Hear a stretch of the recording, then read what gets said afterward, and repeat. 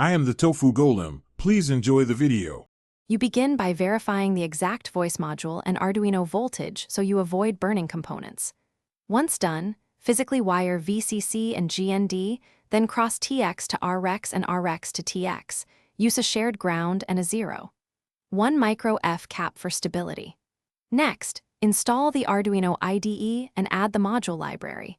This provides the example sketches you'll use. Make sure the board and COM port are selected in Tools so uploads will succeed.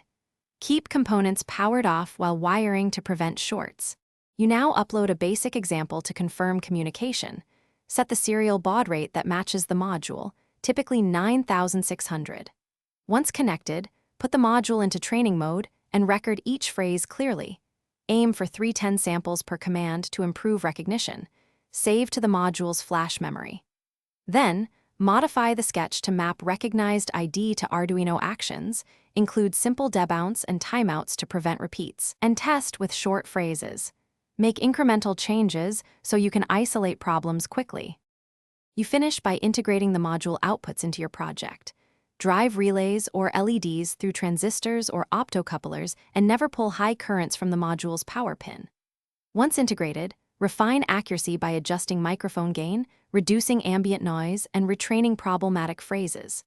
If recognition fails, systematically troubleshoot.